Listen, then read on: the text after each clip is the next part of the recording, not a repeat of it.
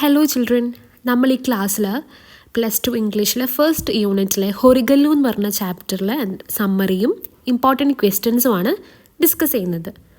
Horigallu is a short story written by Sudha Murthy. Sudha Murthy ഒരുപാട് short stories എഴുതിയിട്ടുണ്ട്. അതിലൊരെണ്ണമാണ് ഹൊറിഗല്ലു.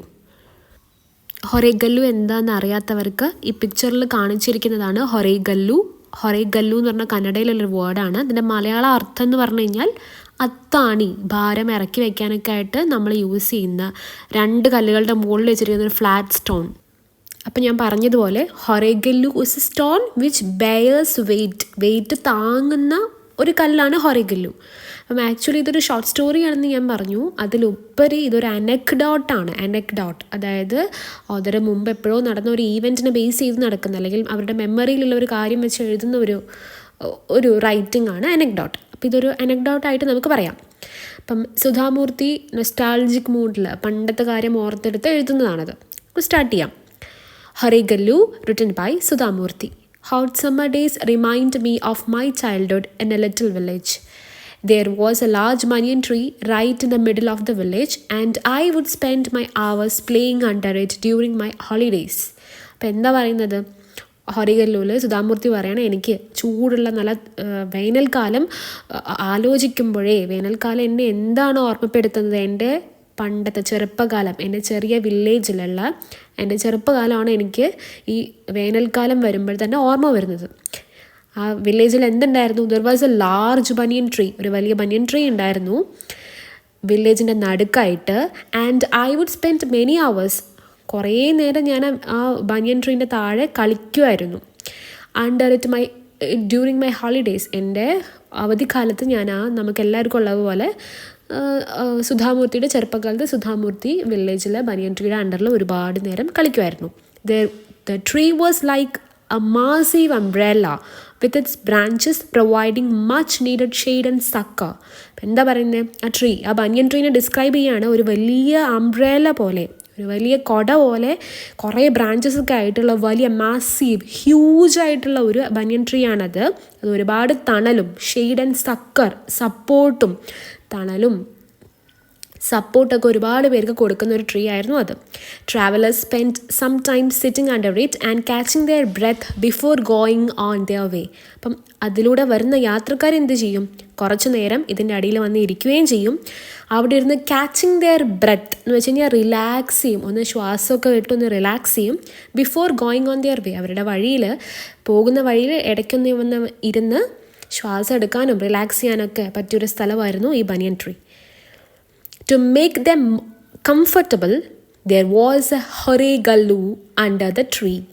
ഇപ്പോഴാണ് ഹൊറിഗല്ലുവിനെ ഇൻട്രൊഡ്യൂസ് ചെയ്യുന്നത്. അപ്പം ഈ ബനിയൻ ട്രീൻ്റെ അടിയിൽ എന്തുണ്ടായിരുന്നു? ഒരു ഹൊറിഗല്ലു ഉണ്ടായിരുന്നു, ഒരു അത്താണി ഉണ്ടായിരുന്നു. ഇങ്ങനെ ആളുകളെ കുറച്ചും കൂടി കംഫർട്ടബിൾ ആക്കാൻ വേണ്ടിയിട്ട് ഒരു അത്താണി കൂടെ അവിടെ നിർമ്മിച്ച് വെച്ചിട്ടുണ്ട്. Horigallu literally means a stone that can bear weight. ഇവിടെയാണ് what you mean by Horigallu എന്നൊക്കെ 1 മാർക്കിൻ്റെ ക്വസ്റ്റ്യൻ വന്നു കഴിഞ്ഞാൽ നിങ്ങൾക്ക് എഴുതാൻ പറ്റുന്ന ഒരു ആൻസർ ഇവിടെ ഡയറക്റ്റായിട്ട് തന്നിട്ടുണ്ട്. It is a stone that bear weight, അതായത് ഭാരം താങ്ങുന്ന ഒരു കല്ല്, അതാണ് Horigallu. It was a large flat stone placed horizontally over 2 vertical ones. 2 കുത്തനെ വെച്ചിരിക്കുന്ന വേർട്ടിക്കലായിട്ട് വെച്ചിരിക്കുന്ന കല്ലുകളുടെ മുകളിൽ വെച്ചിരിക്കുന്ന ഒരു ഫ്ലാറ്റ് ഹൊറിസോണ്ടൽ സ്റ്റോൺ, അതാണ് Horigallu. Thus making a stone bench on which anyone could sit and rest a while. അപ്പം ഇങ്ങനെ വെച്ചിരിക്കുന്ന ഈ ഫ്ലാറ്റ് സ്റ്റോണിൻ്റെ മുകളിൽ ആർക്ക് വേണമെങ്കിലും വന്ന് ഇരിക്കുകയും ചെയ്യാം, കുറച്ച് നേരം റെസ്റ്റ് എടുക്കുകയും ചെയ്യാം. Okay. And they could chat with a fellow traveler and exchange news of the road. കൂടാതെ ആ ബെഞ്ചിൽ വന്നിരിക്കാം, റെസ്റ്റ് ചെയ്യാം. കൂടാണ്ട് ഫെല്ലോ ട്രാവലർ, ആ വഴി പോകുന്ന മറ്റു യാത്രക്കാരോട് സംസാരിക്കുകയും exchange news of the road, വഴിയിലുള്ള കഥകളൊക്കെ അല്ലെങ്കിൽ ന്യൂസൊക്കെ അങ്ങോട്ടും ഇങ്ങോട്ടും പറയാനൊക്കെ ചാൻസ് ഈ ഒരു ഹൊറിഗല്ലു ഉണ്ടാക്കുന്നുണ്ട്. Cool water should be kept in the earthen pots near the bench and people could quench their thirst before starting their journeys again. അപ്പോൾ വീണ്ടും ബാക്കിയുള്ള യാത്ര തുടരുന്നതിന് മുമ്പ് ഇവരുടെ ദാഹം, quench their thirst എന്ന് വെച്ച് കഴിഞ്ഞാൽ ദാഹം ശമിപ്പിക്കാനായിട്ട് ആ ബെഞ്ചിൻ്റെ താഴെ അടുത്തായിട്ട് എന്തുണ്ട്? earthen pots, മൺകുടങ്ങളുണ്ട്. അതിൽ വെള്ളവും വെച്ചിട്ടുണ്ടാവും.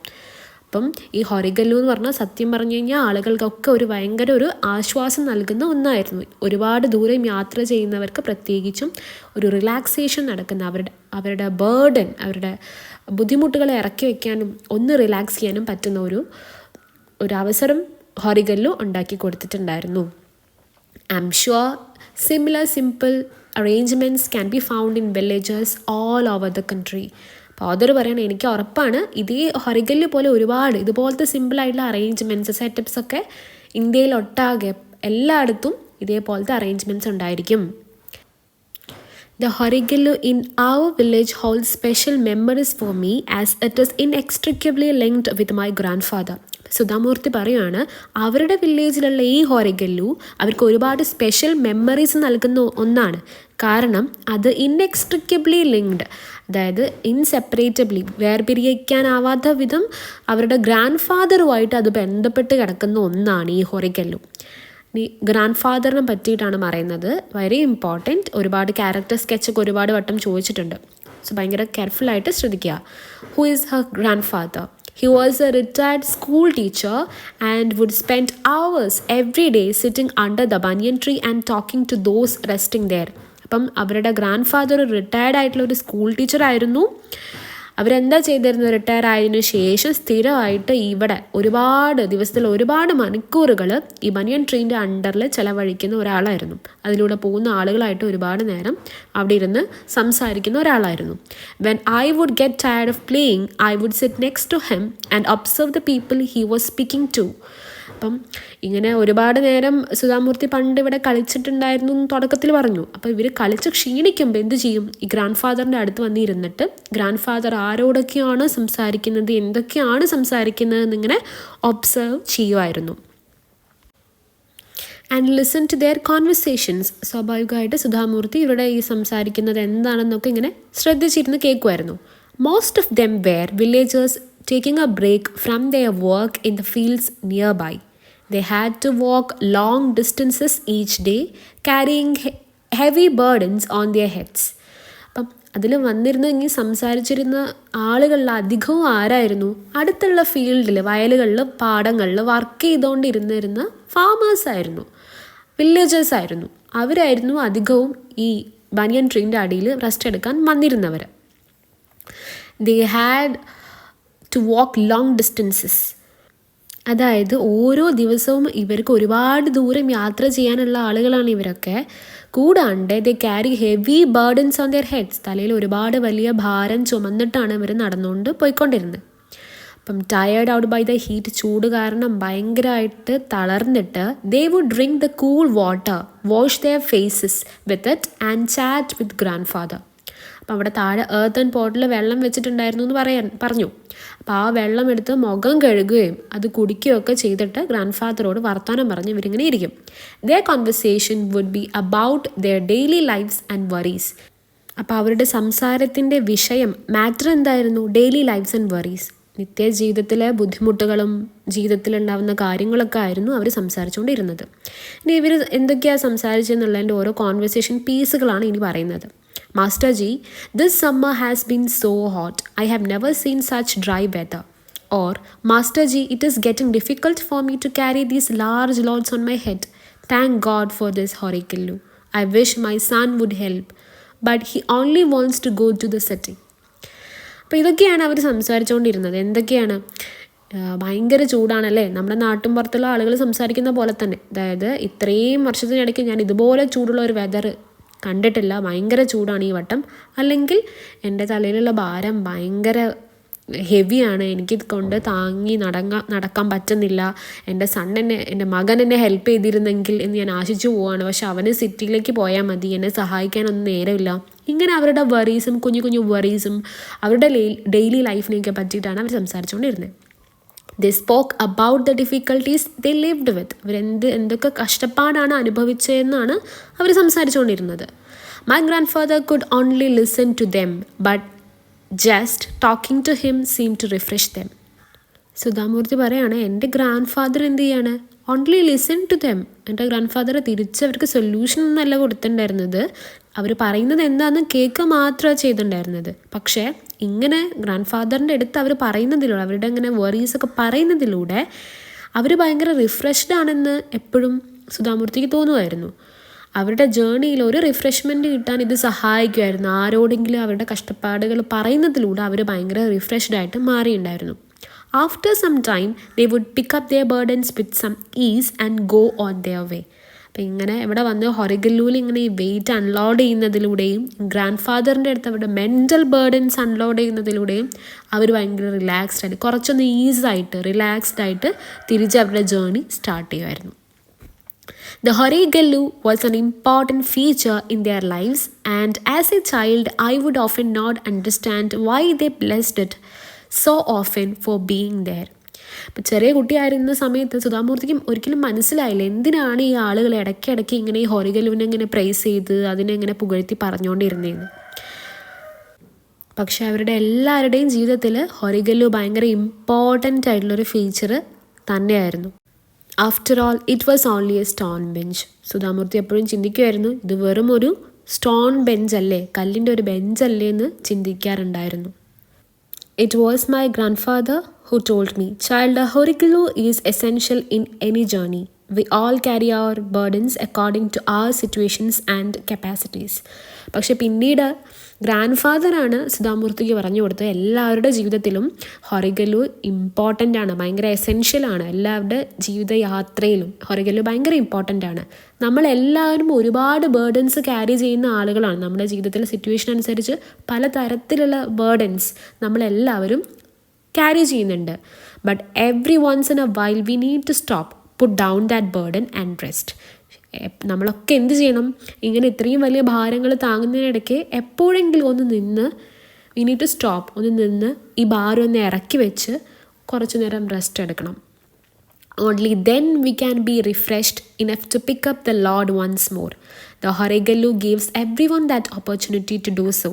It helps people regain their strength. അപ്പോൾ ഇങ്ങനെ ഈ ഹൊറഗല്ലു ഉള്ളത് കൊണ്ടാണ് നമുക്ക് ഇങ്ങനെ ഒന്ന് ഭാരം ഒന്ന് ഇറക്കി വെച്ച് പിന്നീടുള്ള ജേർണി ഒന്ന് റിഫ്രഷ്ഡ് ആയിട്ട് വീണ്ടും ആ ലോഡ് എടുത്ത് ജേർണി കണ്ടിന്യൂ ചെയ്യാൻ വേണ്ടി സാധിക്കുകയുള്ളൂ. അപ്പം ഹൊറഗല്ലുവിടെ ആളുകൾക്ക് എന്താണ് കൊടുക്കുന്നത്, ആ ഒരു ഓപ്പർച്യൂണിറ്റിയാണ് കൊടുക്കുന്നത്. ഇങ്ങനെ റിലാക്സ് ചെയ്യാനായിട്ടുള്ള ഒരു ഓപ്പർച്യൂണിറ്റി, വീണ്ടും ജേർണി തുടരാനായിട്ടുള്ള ഒരു കറേജാണ് കൊടുക്കുന്നത്. It helps people regain their strength. Later on in life, I got to see something that reminded me of that stone bench once again. പിന്നീട് എൻ്റെ ജീവിതത്തിൽ ഞാൻ ഈ സ്റ്റോൺ ബെഞ്ച്, ഈ ഹൊറഗല്ലുവിനെ ഓർക്കത്തക്ക വണ്ണം ഒരു കാര്യം കൂടെ എൻ്റെ ജീവിതത്തിലുണ്ടായി. എന്താണത്? I was working in Bombay, now Mumbai. One of my colleagues, Ratna, was a senior clerk, middle-aged and always smiling. അപ്പം ഇവർ സുധാമൂർത്തി ബോംബെയിൽ വർക്ക് ചെയ്യുന്ന സമയത്ത് അവരുടെ ഒരു കൊളീഗ്, കൂടെ വർക്ക് ചെയ്യുന്ന ഒരു സ്ത്രീ ഉണ്ടായിരുന്നു. രത്ന എന്നാണ് അവരുടെ പേര്, ഇമ്പോർട്ടൻ്റ് ആണ്. And she was A senior clerk. ആ ഒരു കമ്പനിയിൽ ഭയങ്കര മുതിർന്ന ഒരു ക്ലർക്കാണ് രത്ന. മിഡിൽ ഏജ്ഡ് ആണ്, മധ്യവയസ്കയാണ്. ആൻഡ് ഓൾവേസ് സ്മൈലിംഗ്, എപ്പോഴും ചിരിച്ചുകൊണ്ടുള്ള ഒരു മുഖമായിട്ടുള്ള ഒരു സ്ത്രീ. She had done her graduation and been working in the company for nearly 25 years. ഇപ്പോൾ ഒരു 25 വർഷമായിട്ട് അവരുടെ ഗ്രാജുവേഷന് ശേഷം, ഡിഗ്രിക്ക് ശേഷം ഈ കമ്പനിയിൽ തന്നെയാണ് അവർ വർക്ക് ചെയ്തുകൊണ്ടിരിക്കുന്നത്. She went about her repetitive, mundane work with an infectious cheerfulness. 25 വർഷമായിട്ടും സെയിം കമ്പനിയിൽ വർക്ക് ചെയ്യുന്ന ആ സ്ത്രീ ഈ റെപ്പിറ്റേറ്റീവായിട്ടുള്ള, സ്ഥിരമായിട്ട് ആവർത്തന വിരസതയുള്ള, മൺഡേ എന്ന് പറഞ്ഞാൽ ഭയങ്കര ഓർഡിനറി ആയിട്ടുള്ള ഈ ഒരു ജീവിതം ഭയങ്കര ചിയർഫുൾനെസ്സോട് കൂടി, ഭയങ്കര ചിരിയൊക്കെ ഉള്ള, ഭയങ്കര പ്ലസൻ്റ് ആയിട്ടാണ് അവർ ജീവിക്കുന്നത്. Every day during the lunch hour, she would sit with some person in one of the rooms and they would have long chats. അപ്പോൾ രത്ന എന്ത് ചെയ്യും, എല്ലാ ദിവസവും ഉച്ചയ്ക്ക് ലഞ്ച് ബ്രേക്കിൻ്റെ ടൈമിൽ ഓഫീസിലുള്ള ആരുടെയെങ്കിലും കൂടെ ഒരു റൂമിലിരുന്ന് ഇങ്ങനെ കുറേ നേരം സംസാരിക്കുന്നുണ്ടാവും. I would often wonder what they talked about. അപ്പോൾ സുധാമൂർത്തി എപ്പോഴും ഇങ്ങനെ അത്ഭുതപ്പെടാറുണ്ട്, എന്താണ് ഇവർ ഇത്രയും നേരം സംസാരിക്കുന്നത് എന്ന്. One day I finally asked Har, Ratna, what do you talk with each person for the whole lunch hour? നിങ്ങൾ എന്താണ് ഇത്രയും നേരം ഉച്ചയ്ക്കുള്ള ലഞ്ച് ബ്രേക്കിൽ ഇത്രയും നേരം ആളുകളായിട്ട് സംസാരിക്കുന്നത് എന്നൊരു വട്ടം ധൈര്യത്തോടു കൂടി സുധാമൂർത്തി ചോദിച്ചു. രത്ന smiled and Z simply, they share there troubles with me. അപ്പം രത്ന ചിരിച്ചിട്ട് അതിനുള്ള റിപ്ലൈ പറയാണ്. എന്താ പറഞ്ഞേ? ദേ share there troubles with me. അവരെന്നോട് അവരുടെ ബുദ്ധിമുട്ടുകൾ പറയുന്നു, അത് ഷെയർ ചെയ്യുന്നു, അത്രയേ ഉള്ളൂ. But how can you solve the troubles of so many people? Do you always have an answer to them? അപ്പം നമ്മുടെ സുധാമൂർത്തിക്ക് ഭയങ്കര അത്ഭുതമായി. അവർ ചോദിക്കുകയാണ്, എങ്ങനെയാണ് ഇത്രയും അധികം ആളുകളുടെ ബുദ്ധിമുട്ടുകൾ നിങ്ങൾക്ക് സോൾവ് ചെയ്യാൻ പറ്റുന്നത്? നിങ്ങൾക്ക് എപ്പോഴും നിങ്ങൾക്ക് അതിനൊക്കെ ഉള്ളൊരു ആൻസർ നിങ്ങൾക്ക് എപ്പോഴും നിങ്ങളുടെ കയ്യിലുണ്ടാവുമോ? No, I only listen. അപ്പം രത്ന ഭയങ്കര സിമ്പിളായിട്ട് പറയാണ്, ഇല്ല, ഞാൻ അവരുടെ പ്രോബ്ലംസ് കേൾക്കാറ് മാത്രമേ ഉള്ളൂ, ലിസൺ ചെയ്യാറ് മാത്രമേ ഉള്ളൂ. And that is enough, that solves the problem. I was young and incredulous at such a simplistic outlook. അപ്പോൾ ഈ ഒരു ഉത്തരം ഭയങ്കര സിമ്പിളായിട്ടുള്ള ഈ ഒരു ഉത്തരം കേട്ടപ്പം സുധാമൂർത്തിക്ക് അത് വിശ്വസിക്കാൻ, അതിൻ്റെ ഭയങ്കര ഇൻക്രെഡുലസായി വിശ്വസിക്കാൻ ബുദ്ധിമുട്ട് തോന്നി. ആൻഡ് വാസ് വെരി യങ്, അത്ര ഏജും ഉണ്ടായിരുന്നില്ല, അപ്പം അത്ര മെച്യൂരിറ്റി ഉണ്ടായിരുന്നില്ല. അപ്പം ഇവർ ചോദിച്ചു, അത് മതിയോ, അത്രയും മതിയോ, ഇങ്ങനെ കേട്ടാൽ മതിയോ, അത് നിങ്ങളത് കേട്ടുകൊണ്ടിരുന്ന അവരുടെ പ്രശ്നമൊക്കെ മാറുമോ എന്ന് ചോദിച്ചു. But Ratna answered with the same patience and affection that she must have used with all my colleagues. അപ്പം അവിടെ കമ്പനിയിലുള്ള ബാക്കി ഇവരുടെ എല്ലാ കൊളീഗ്സിൻ്റെ അടുത്തും കാണിക്കുന്ന അതേ ക്ഷമയോടു കൂടിയും അതേ സ്നേഹത്തോടു കൂടിയും അവർ സുധാമൂർത്തിയോട് പറഞ്ഞു, I am not a trained counsellor or an intellectual. ഞാൻ ഭയങ്കര എക്സ്പേർട്ടൊന്നുമല്ല, ഭയങ്കര ഇൻ്റലക്ച്വലും കൗൺസിലറും ഒന്നുമല്ല. No one can solve your problem, you have to do it yourself. തിരിച്ച് റിപ്ലൈ പറയുവാണ്, അതായത് ആർക്കും നിങ്ങളുടെ സ്വന്തം പ്രോബ്ലം ആർക്കും സോൾവ് ചെയ്യാൻ പറ്റില്ല, നിങ്ങൾ തന്നെ സ്വയം നിങ്ങൾ തന്നെ നിങ്ങളുടെ പ്രശ്നം തീർക്കണം എന്നും കൂടെ ആഡ് ചെയ്തുകൊണ്ട് രത്ന സ്റ്റോപ്പ് ചെയ്തു. Then how do you help them? By listening to them. അപ്പം എങ്ങനെയാണ് അവരുടെ വറീസൊക്കെ കേട്ടിട്ട് നിങ്ങളതെങ്ങനെയാണ് സോൾവ് ചെയ്ത് കൊടുക്കുന്നത്? God has given me 2 ears to listen to others. I hear them out with sympathy and without any judgment.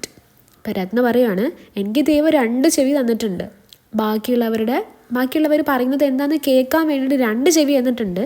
And I here them, ഞാൻ അവർ പറയുന്നതൊക്കെ കേൾക്കും. സിമ്പതിയും ഒരു ജഡ്ജ്മെൻറ്റും ഇല്ലാതെ സിമ്പതിയോട് കൂടി അവർ പറയുന്നതെല്ലാം ഞാൻ കേൾക്കും. When a person in trouble or under a lot of strain finds an outlet for his worries, it relieves half his burden. Sudha Murty പറയുവാണ്, ഒരാൾ അവരുടെ അത്രയും ബുദ്ധിമുട്ടിലൂടെ കടന്നു പോകുമ്പോൾ, അത്രയും സ്ട്രെയിനിലൂടെ കടന്നു പോകുമ്പോൾ അവർക്ക് ഇതുപോലൊരു ഔട്ട്ലെറ്റ്, ഒരു മാർഗം, അവരുടെ വറീസൊക്കെ പുറത്തേക്ക് വിടാൻ ഒരു മാർഗം കിട്ടുവാണെങ്കിൽ it relieves half his burden. അവരുടെ പകുതി ബുദ്ധിമുട്ടുകൾ, ഭാരം കുറയ്ക്കാൻ വേണ്ടിയിട്ട് ഇങ്ങനെ സഹായിക്കും, ഇങ്ങനെ ഒരു ഔട്ട്ലെറ്റ് സഹായിക്കും, ഒരു മാർഗം സഹായിക്കും. I thought for some time and set.